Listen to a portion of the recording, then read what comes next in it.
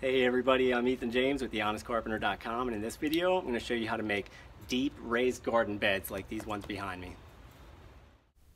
As you can see, these are pretty large raised beds. They're just shy of 20 inches deep, and they're made with 2x framing lumber, which is 1.5 inches thick. I made 4 units overall, 2 6x3s, an 8x3, and an 8x1.5. They're very strong because I did several things here to fortify them, which I'm going to show in the video. But here at the start, I also want to say that I made these units out of treated lumber at the client's request. They wanted this lumber for its longevity. It stands up to moisture for a long time. But treated lumber is a very controversial topic in gardening. Organic gardeners avoid it outright, and a lot of people have concerns about its toxicity. So before we get into the build, I want to give some quick background information on the topic based on my own research. But keep in mind, I'm a carpenter, not a gardener. If you're a gardener or a plant expert, please weigh in down below in the comments. I want to know what you think. It'll just help everybody that's watching this out, and I'll know in the long run as well. This became a big topic because lumber used to be treated with arsenic. In 2002, the EPA finally said that they wanted to see arsenic-treated lumber phased out of residential use.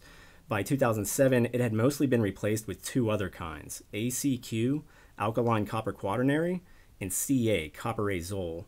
Now, the EPA determined that these chemicals did not pose a substantial threat for oral or dermal contact, but many professionals thought that the EPA's testing was very inconclusive, and they've never trusted the safe label on these products. If you want to know what chemical your lumber has been treated with, look for a little tag on the end of the board, like this one. You can turn it over, and on the back you'll see printed information stating what chemical has been used. And the front will also show whether your lumber is ground contact rated, meaning it can stand up to the increased moisture from ground contact for longer periods of time, though not indefinitely. Just remember though, the construction methods I'm about to show can apply to any lumber type you use, such as naturally rot-resistant lumbers like cedar and redwood, or even untreated lumber, which you can then coat with linseed oil for a little extra rot protection. Having said all that, we can set the topic aside and get on with the actual build. The first thing I always do with a project like this is square up the ends of my lumber. When lumber comes out of the mills, it often won't have a square cut on the end. As you can see, sighting down my speed square here, this one's like almost 1/8 of an inch off.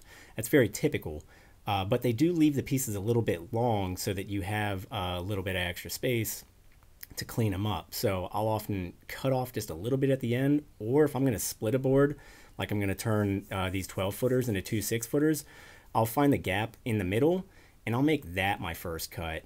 You can see I'm just kind of spacing it evenly between the 2 6-foot pulls from the end. Then you can flip the board, pull from the cut end, and make your mark. Here it is at 72 inches. But squaring up your ends is going to make your beds come out just looking much better. So here's all the components I've cut. Got the shorter 18-inch pieces, stack of 3-footers, stack of 6-footers, and 8-footers. So I went ahead and pre-cut all of my materials. Keep in mind, I'm using a miter saw here. If you don't have one, you can use a circular saw and use a speed square as a guide. Or you can have them pre-cut your materials at the lumber yard. That's often an option, and they'll just charge a little extra for it. I really think all you need for this whole project is just a drill if you can get somebody else to cut the boards for you. One other thing that I'm going to do is I like to put these brackets in the corner to hold large beds like this together, and I cut those brackets on the miter saw. I'm going to show you another option where you won't have to do that, but I cut them on the table saw. If you have a table saw, I usually set mine to 45 degrees, take something like a 2x6, and I rip these kind of long triangular pieces out of the 2x6, put an angle cut on both sides, then flip the board, straighten the blade up, and run them through again, and you wind up with these kind of long triangular strips that I'm going to cut into the lengths that we need. In this case, since we're using 2x10s, our units are about 19 inches tall, and I cut these at like 18.25 or 18.5 so that they're not quite the full depth of the beds. The other kind of brace that I use is one that goes in the middle of the long run of the bed, and I'm going to use just 5/4 deck board here. I ripped a little piece of deck board in half, and then I go ahead and put a miter cut at the top. Again, this is kind of optional. This miter cut is just to make it look a little bit better, and you don't even have to rip down these deck board pieces. You can use a full width piece of deck board But here's all my braces for the longer walls of the garden beds. So with that, I've got all my components laid out and ready to go.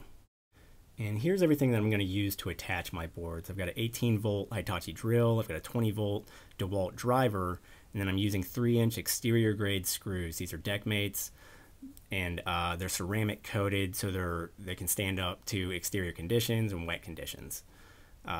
Also, if you have a flat surface, something like a driveway, that's really going to help build these things rather than trying to do it on uneven ground. You can set your components up, kind of lean them against each other, and they'll go ahead and form pretty much square corners that way. As you can see, I always pre-drill. It prevents from splitting wood, and it also makes driving your fasteners easier. But as a little tip on actually setting those fasteners, if you just drive straight into the end grain, your fastener's not going to hold on that well because end grain doesn't take a screw that well. Instead, if you drill at like maybe 10 degrees or even 15 degrees downward and set your screw in at that little angle, it's going to cut crosswise through grain. It's going to grab onto a lot more. It's going to hold on a lot better.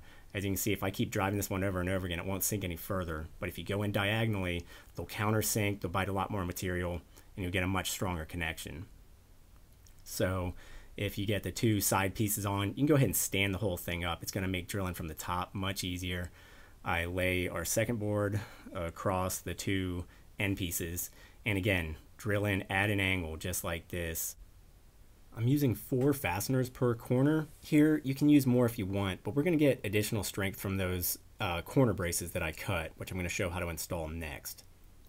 So I'm going to switch over to 2-inch screws, so they're not as long. They're going to go through the corner braces, but not be long enough to punch through the outer wall of the unit itself. And as you can see, I just kind of stand them up in the pocket of the corner, and I went ahead and pinned one here just to get my hands free. I'm still going to pre-drill here, but I've kind of got a trick to attaching these things. I'm driving at an angle still because I want screws going into both of these boards in the corner. So for this top one here, I drilled into the board on the right. For the next one down, I'm going to drill into the board on the left. So we're going to create this kind of alternating web of fasteners that's going to provide a lot more strength than if we were just driving straight into the corner. Kind of creates like a cat's cradle of fasteners there. And neither one of these boards are really going to be able to separate if they want to. And that's something that does happen quite a bit as lumber dries out and you have weight pushing out on them. Again, if you don't want to cut these triangular corner braces, that's totally fine. You can just do this same process with treated 2x4. As you see here, if you just cut these to the same lengths, 18 1/4, 18 1/2, you can fasten into them from the outside of the unit, or you can fasten through that piece into the outer boards, either way you like. This is a lot simpler. You're not giving up that much interior space by adding the 2x4. I just cut the triangular pieces for a cleaner look, but again, totally optional there. So here are all 4 of them standing in their individual corners. I went ahead and dragged the unit about into the place where it's going to sit because it's so heavy.